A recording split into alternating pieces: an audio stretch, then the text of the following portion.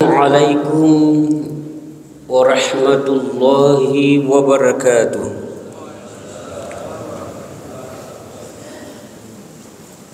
Alhamdulillahi rabbil alamin hamdan katsiran thayyiban mubarakan fihi mubarakan alaihi kama yuhibbu rabbuna wa yarda.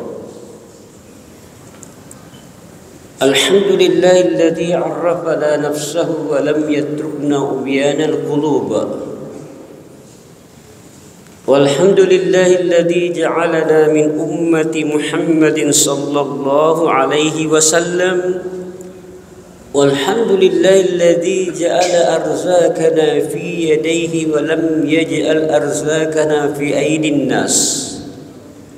Walhamdulillahilladzi satara sunubana wa uyubana wa lam yaftahna bainan nas. Allahumma salli wa sallim wa barik ala sayyidina Muhammadin wa ala alihi wa ashabihi ajma'in.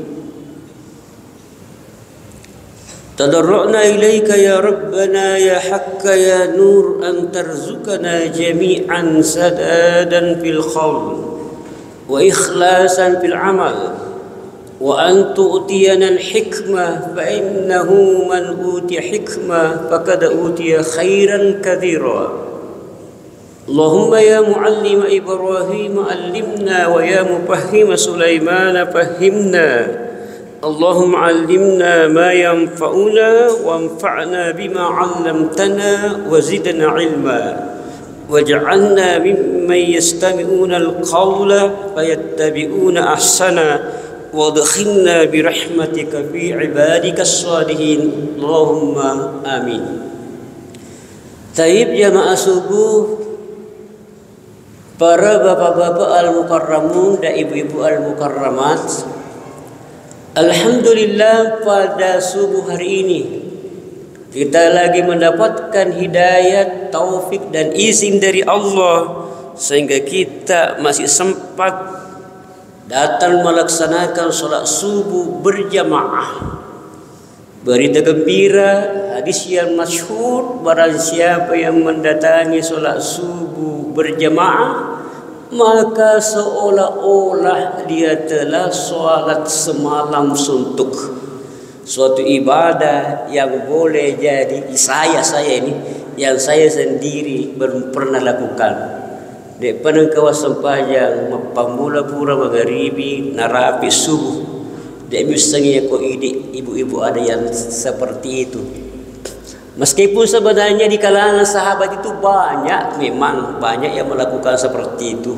Masuk Paja Puraisa, Narapi Mumpuk Pak Jerenge. Dan bukan para kalangan sahabat saja, sampai sekarang banyak ulama-ulama dan bukan ulama, orang-orang awal yang ikut juga melaksanakan yang seperti itu. Mungkin sudah pernah kita dengar bagaimana ceritanya seorang mahasiswa diajak oleh gurunya, dipanggil pulang, kita ke sana katanya untuk sholat tarawih. Nah, pergilah dia ke sana di suatu tempat. Ini di Mesir ini. Sekarang bukan masa sahabat, di zaman yang sekarang ini. Macam dia mahasiswa sampai tarawih.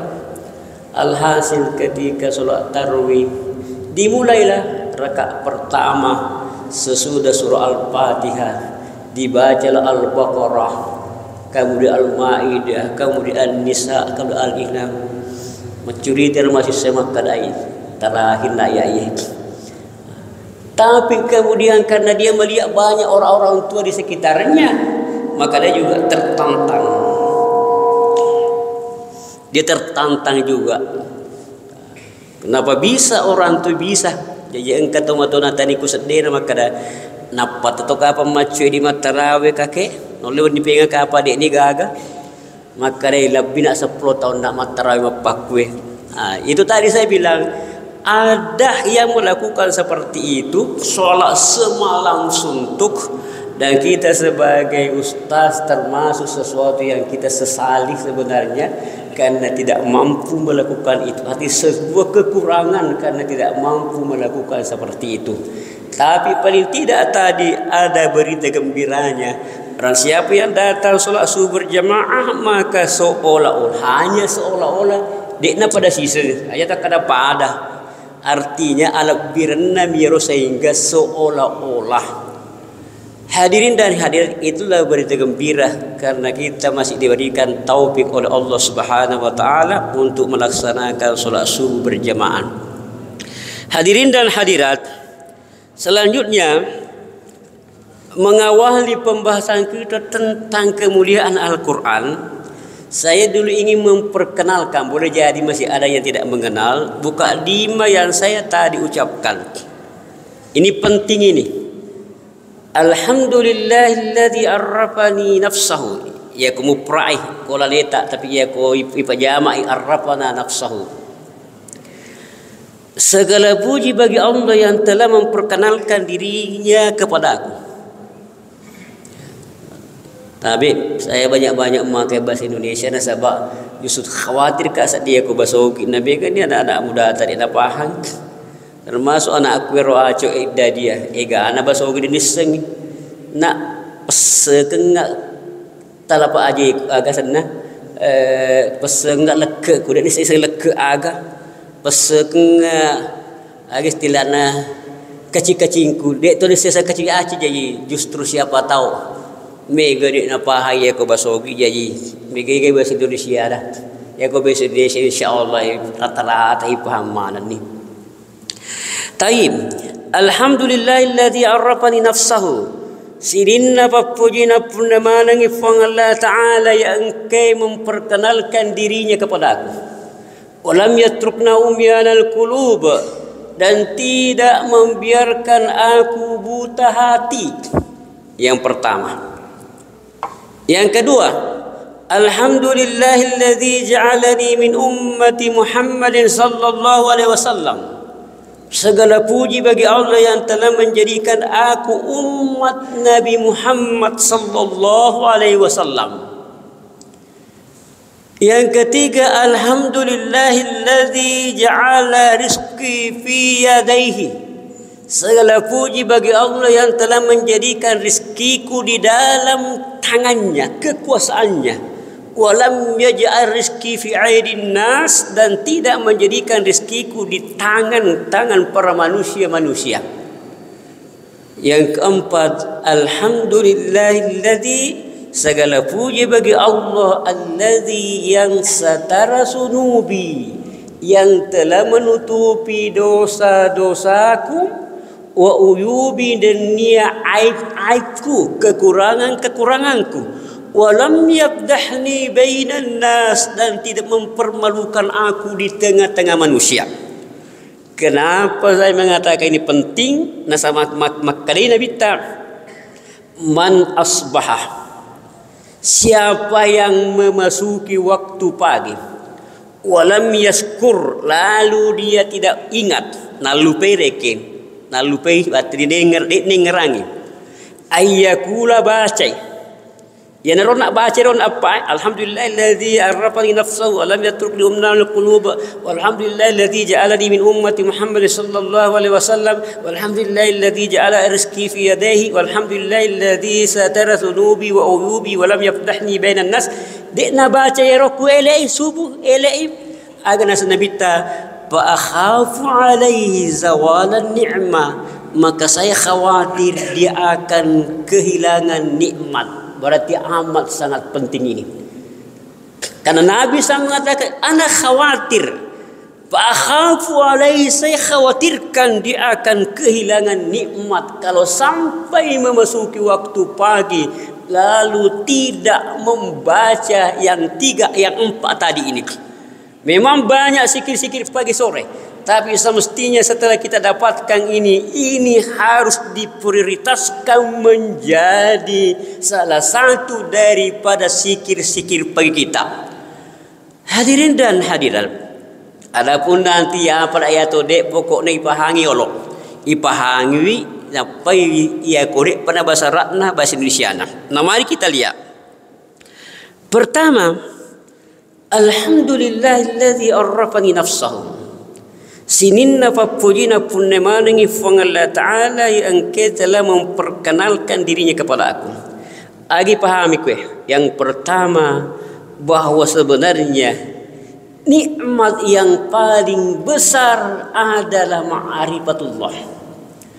Pamase pumalupue nalangi fang Allah Ta'ala rigau engkana fang Allah Ta'ala napisengi alena lori idi, dan itu adalah nikmat yang paling besar ma'rifatillah.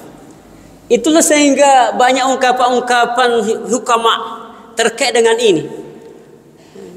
Misalnya masakinu ahli dunia kharaju minha wa ma dhaqu atyaba ma fiha. Penduduk dunia yang paling bermasalah, yang paling miskin. Masakin itu sebenarnya miskin itu kasihan sekali. Mapak kesesibola de. Siapakah alladhi kharaju minha? Ya kumasui boleh kulino nadik panarasakan ipung makan jai kulino. Lalu waqila dikatakan yang terbaik di dunia adalah ma'rifatullah. Ma'rifatullah, mengenal Allah, wa mahabbatuhu, kemudian mencintainya, wa zikruhu, kemudian noleh penendungi sikirina. Berarti saya ulangi, ma'rifatullah ini adalah nikmat yang paling besar. Bisa dibayangkan bagaimanalah seandainya ada orang yang tidak mengenal Tuhannya, malasai, ya berobat, ya kupaje, ya kurik napaja, dia akan sesat, dia akan pusah. Kemana lagi akan bisa mengharap? Kemana lagi dia bisa akan mengadu? Tapi Masya Allah, kalau dia mengenal bahwa dia punya Allah, dia punya Tuhan, maka tentu dia akan senang, dia akan tenang, karena dia akan mengadu kepada Allah Tuhannya. Nah, ini bisa mengadu kepada Allah Tuhannya kalau dia mengenal Tuhannya.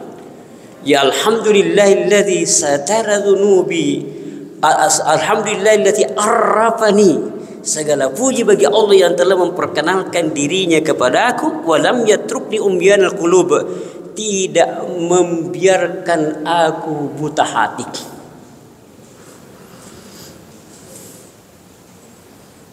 Hadirin dan hadirat,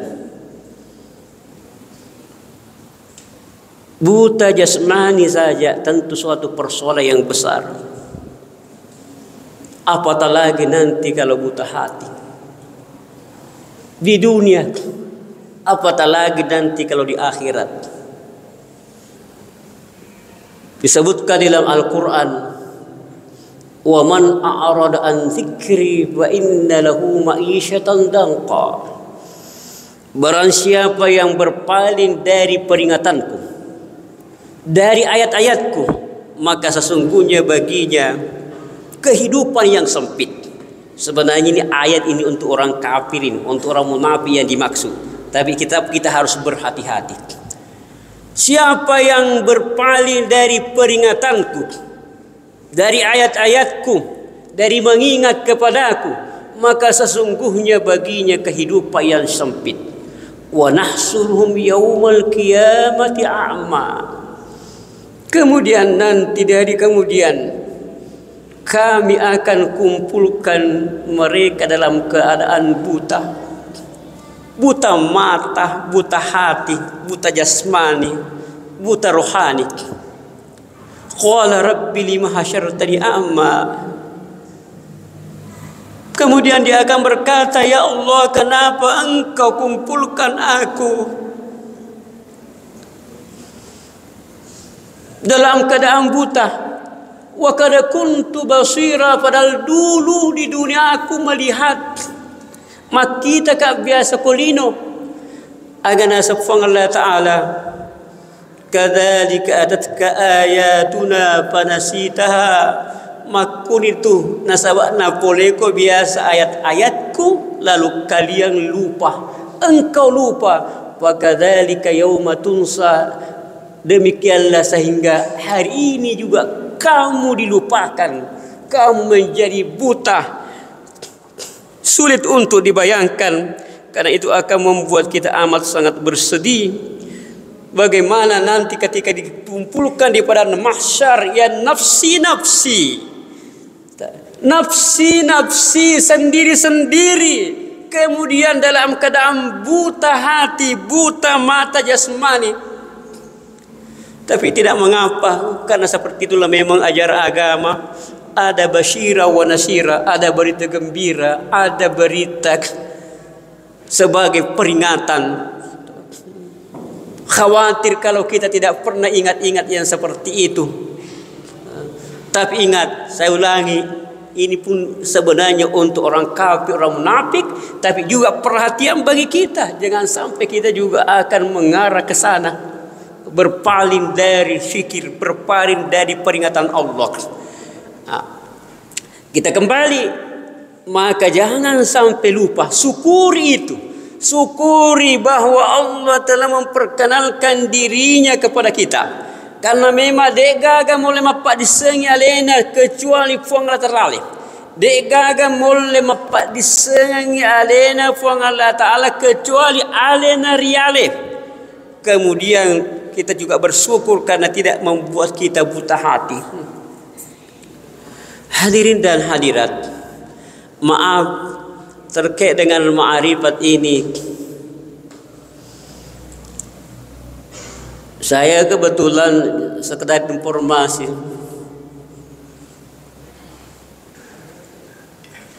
Allahumma jannibna al-ujubi wat takabbur,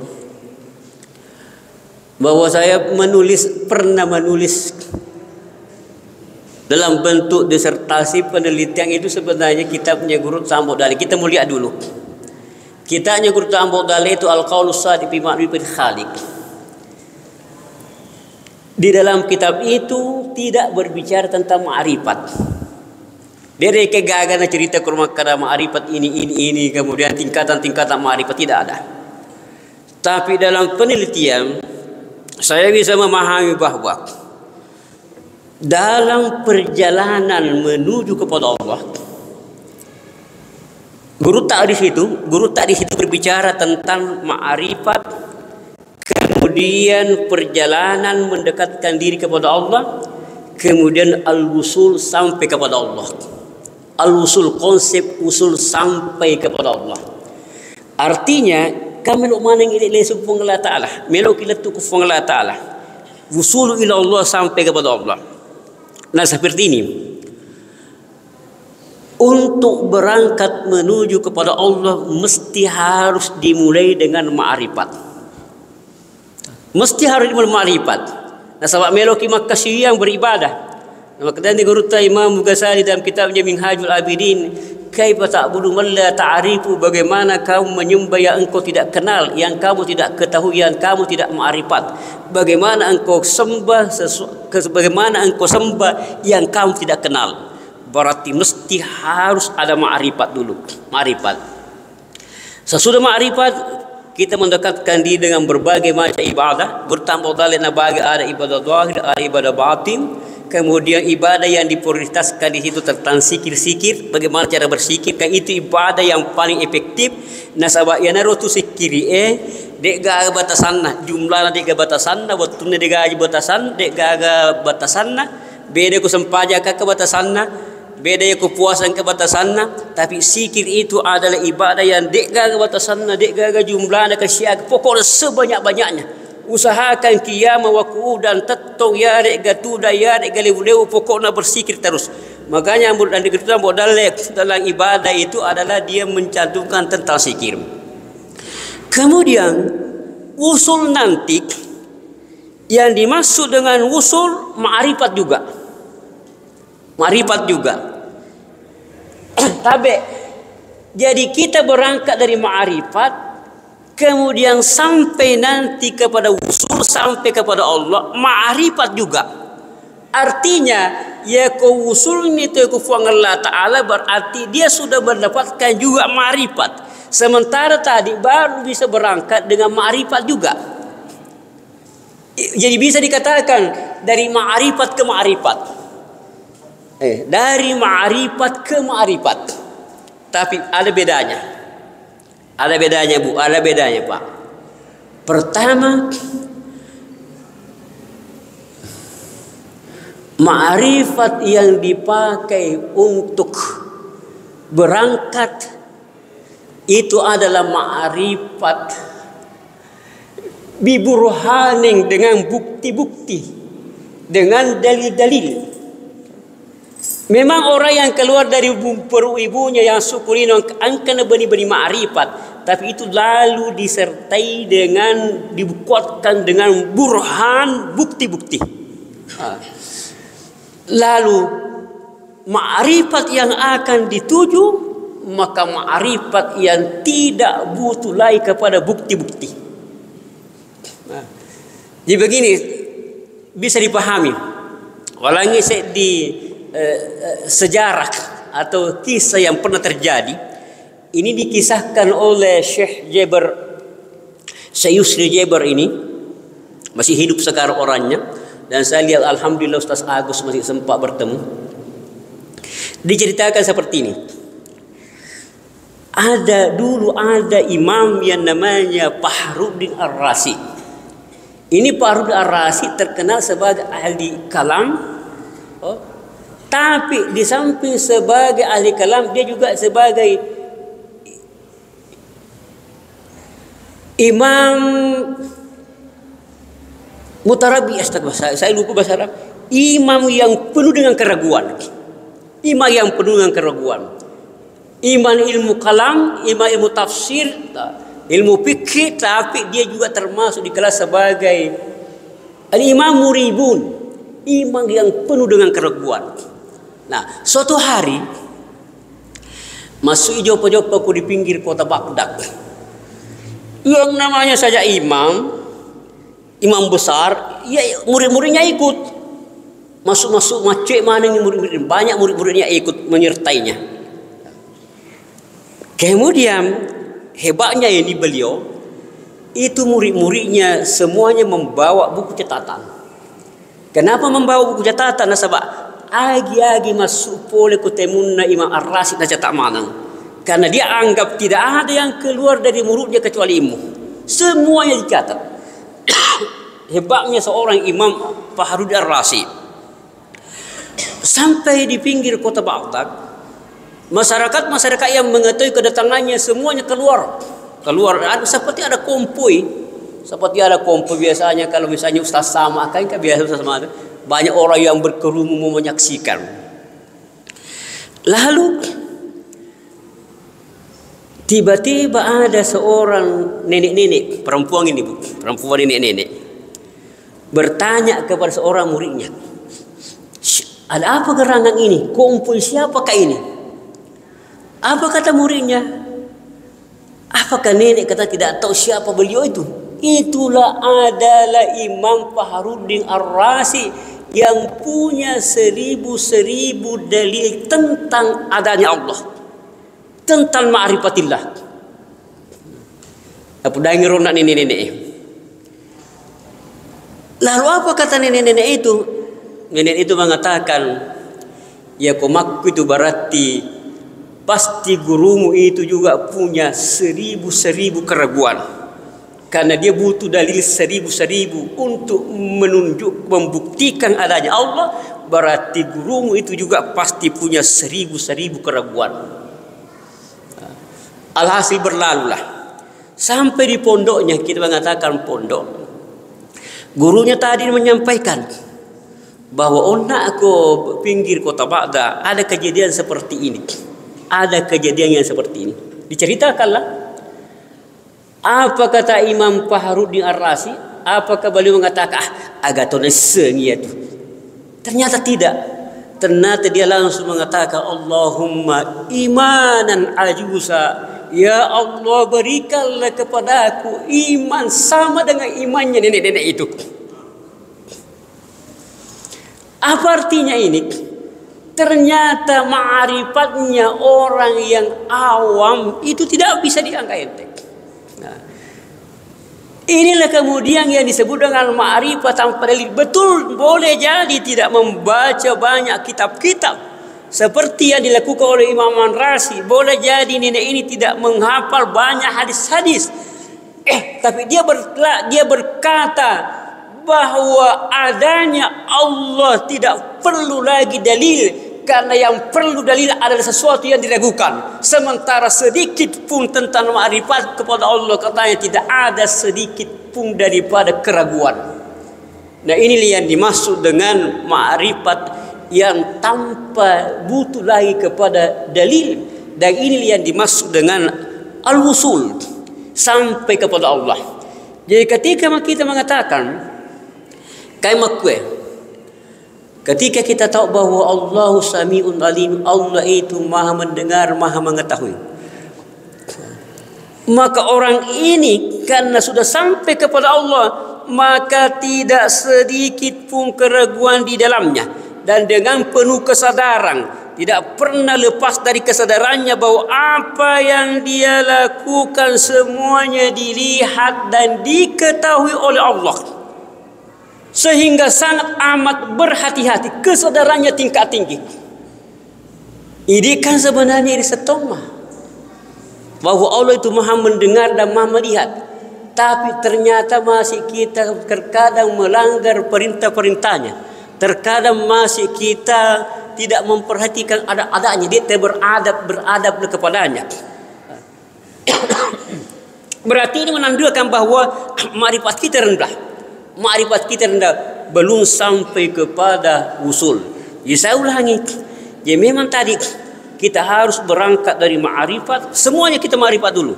Karena bagaimana kita akan menyembah Allah kalau tidak kenal, nanti kemudian berjalan menuju kepada Allah, kemudian ketika sampai, maka sampailah ke suatu nanti titik ma'rifat yang boleh jadi tidak butuh lagi dalil. Kenapa tidak butuh lagi saksi? Tidak butuh lagi bukti, karena keyakinannya tentang Allah, pengetahuannya tentang Allah, la raiba fi, tidak ada lagi keraguan di dalamnya. Hadirin dan hadirat, ma'rifat kepada Allah itu adalah pemberian dari Allah. Tapi meskipun demikian tentu ada usaha. Tentu ada usaha. Nah, saya lihat kembali kepada kitabnya Guru Tambol Dalek. Kenapa ketika membahas tasawuf Guru Tambok Dalek, kitabnya yang kita kaji Al-Qaul Shadiq fi Ma'rifatil Khaliq. Judulnya bawah. Judulnya bawah tentang ma'rifat Al-Qaul Shadiq, ucapan yang benar fi Ma'rifatil Khaliq, untuk mengenal Sang Pencipta. Allah maksudnya fi Ma'rifatillah. Lalu dasar tasawuf Guru Tambok Dalek adalah, pondasinya adalah akhlak dan adab-adab. Makanya kitab-kitab lainnya, misalnya kitabnya Hiyatus Sabab, kemudian Nahbah, kitab yang lain berbicara tentang adab-adab. Boleh jadi dianggap ente, ya kalau iri tereke, kitab bicu, kitab kecil. Kita ada makan, ada tidur, ada berpakaian, ada kepada orang tua, ada berteman, dan lain sebagainya. Ya komelo tanpa kesadaran yang tinggi, yang enggak makna kita biasa miji. Tapi ternyata itulah membuktikan bahwa deiyole letu kufuang Allah Ta'ala kecuali dengan akhlak dan adab. Ada di sana seperti ini. Ya Rabbul Allah Ta'ala yang paling masyhur, yang pertama diperkenalkan kepada Rasulullah tentang Allah adalah Khaliq. Ayat yang pertama turun, Allah Subhanahu wa Ta'ala berfirman, Iqra bismi rabbikal ladzi khalaq. Muhammad, bacalah dengan nama Tuhanmu. Siapa? Alladzi khalaq, yang menciptakan.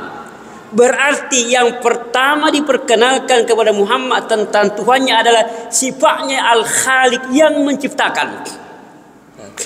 Lalu, tahukah kita bahwa kita ini manusia, di samping insan kita juga namanya khalqun. Khalqun, makhluk, diambil juga dari kata khalaqah, kemudian makhluk. Kita ini makhluk. Sementara akhlak bahasa Arabnya juga adalah khuluq. Diambil juga kata kha, lam, kemudian qaf. Kha, lam, qaf. Pada hurufnya. Di sini ulama kita memahami bahwa kamu bisa sampai kepada Allah Al-Khaliq, kamu makhluk. Iko tahu sebagai makhluk atau khalqun, bisa kau sampai kepada Allah sebagai Al-Khaliq kalau kamu berkhuluk berakhlak. Tidak boleh dipandang ente yang namanya akhlak.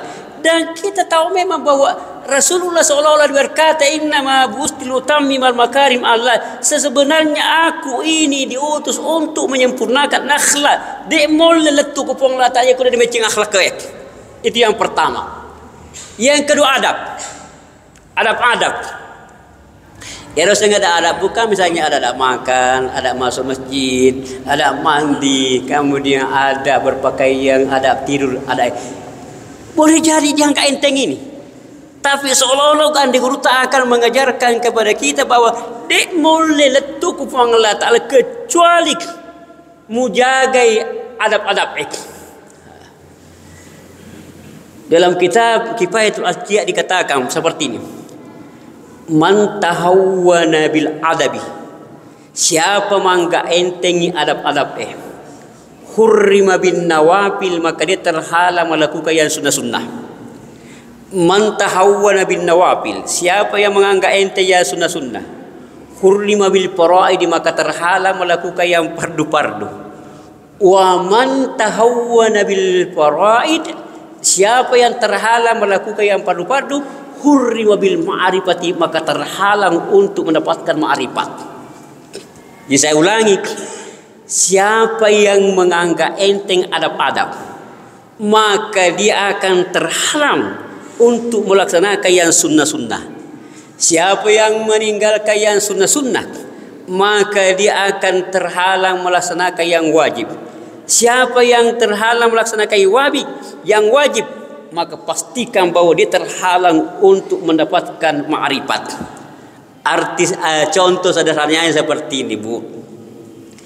Ya, tegi mawatang mak jenne napa matindro daripada moto mat sampai tahajud. Tegi mawatang mas sempat jenne napa matindro daripada moto mas tahajud. Kamawatang moto mas tahajud. Tapi aku angkat tahu nangga enteng mak jenne napa matindro ina tu matu nawatang moto mas tahajud. Tegi mawatang moto mas sikirik, kemudian kurangi andre sebagai adab. Kurang-kurangnya anda tidak terlalu kenyang kemudian tidur. Kamu lemak kurang-kurangnya anda kemudian tidur. Tapi kalau ada orang anggap enteng ini minum matindro kemudian mesolade pasti mawatang moto masjid tahajud. Demikian pula yang sunnah-sunnah. Tegi mawatang sunnah subuh, sunnah kebaliatan subuh daripada sampai subuh. Mawatang sampai subuh dan sebab anggap apa lupa nama lampe-lampe. Ya aku sampai sunnah kebaliatan subuh kan bisa kuliah wal kafiru kemudian keluar Allah perlu nama singkat ibu singkat dia tu betul melopo, tapi aku angkat apa biasa alena nangga enteng sampai sunnah ayolona subuh, maka ujung-ujungnya nanti nu sampai subuhnya lah betul. Dia kolaba di mata sampai subuhnya, maka terhalanglah daripada ma'rifat. Jadi perlu ya ada akhlak dan apura ni adab. Masih terkadang adab narampi tu anda guru pada tasawuf makadam.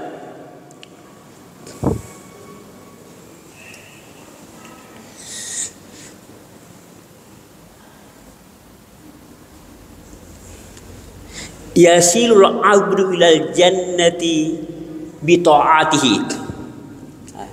Seorang hamba akan sampai ke surga. Bagaimana caranya? Dengan taat kepadanya.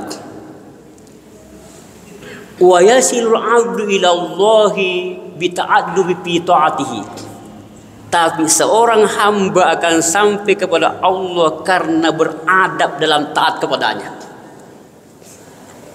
Ibadah cengi barangkalangan apa? Seorang hamba yasilul 'abdu ilal jannati bi ta'atihi. Seorang hamba akan sampai kepada Allah karena taat kepadanya. Lalu wa yasilul abadu ila Allahi seorang hamba akan sampai kepada Allah. Bagaimana caranya? Bita'addubi bi ta'atihi, dengan taat, dengan beradab dalam taat kepadanya. Iduan rupa tubuh letuku suruga, letuku puang Allah Ta'ala. Kira-kira kau makutana ki makada tegi lebirang. Letuki ku suruga tapi dia letuku puange, letuki ku puange dia letuku suruga.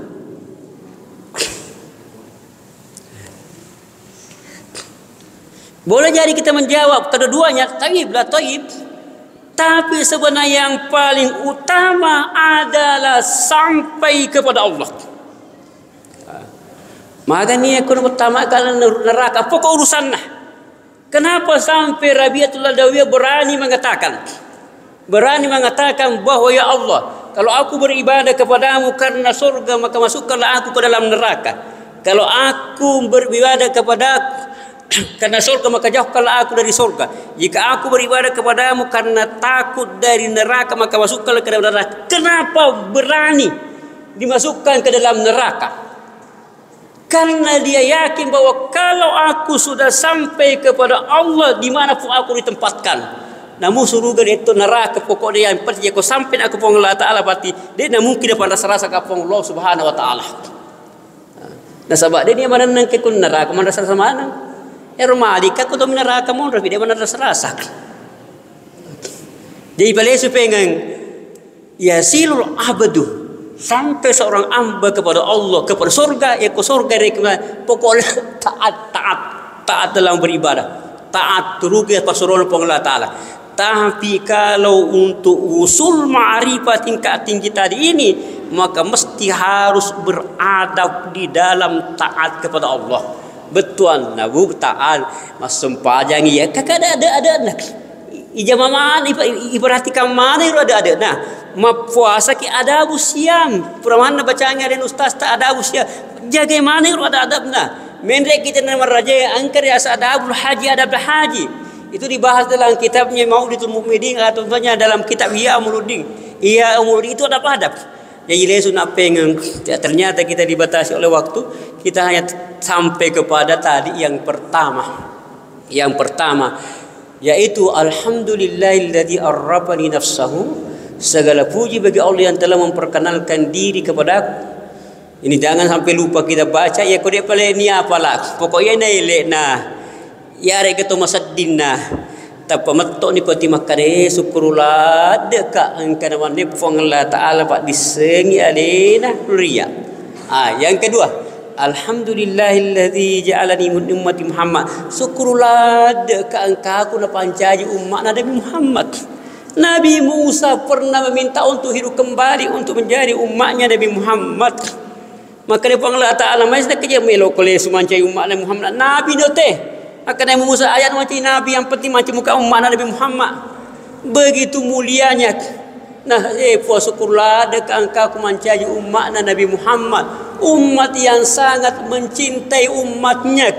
Kita sudah biasa mendengarkan bagaimana ketika menjelang kematian beliau merasakan sakit yang amat sangat sakaratul maut, berat sekali, sakit sekali. Sampai bertanya kepada malaikat maut, wahai malaikat maut, seperti ini sakitnya sakaratul maut. Apa kata malaikat sakaratul maut? Apa kata malaikat maut?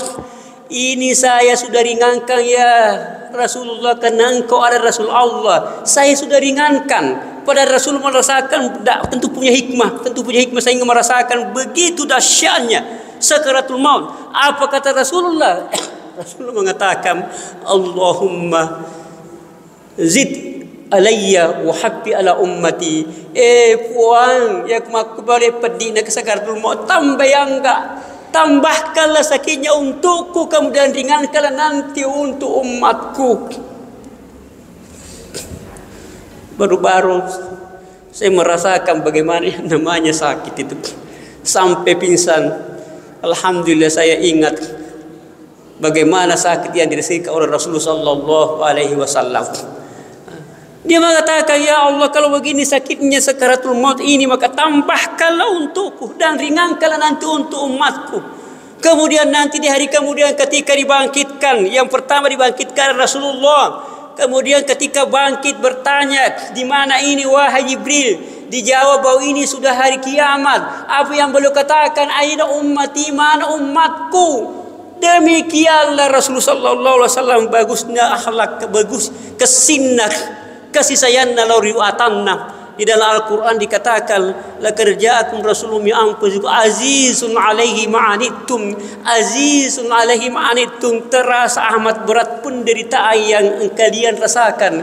Harisun 'alaikum, sangat berharap kalian semua beriman dan kalian semua selamat. Bil mu'minina raufur rahim, dan dia sangat penyayang kepada orang-orang yang mukmin. Maka ya Allah, pagi kita bersyukur, ya Allah, jadikanlah alhamdulillah yang telah menjadikan aku sebagai umat Muhammad. Kemudian yang ketiga adalah segala puji bagi Allah yang telah menjadikan rezekiku di dalam tangannya. Artinya singkatnya adalah ya rodaleta di dalam kekuasaan Allah betulna, bukan hasil kompetitif. Semua rodaleta nak mana tahu sehingga dia nombor ri atak broken, dia nombor iri. Artinya semua orang-orang akan mengaku pakai anu namito, dia gak merasa pakai anu kunalah. Yang betulnya segala puji bagi Allah yang telah menjadikan rezekiku di tangannya. Kemudian yang terakhir adalah alhamdulillahilladzi, segala puji bagi Allah yang telah menutupi aibku, dosa-dosaku, dan tidak mempermalukan aku di hadapan manusia. Selanjutnya saya tutup tentang bagaimana tadi kemuliaan Al-Quran, bahwa Al-Quran itu adalah kalamullah.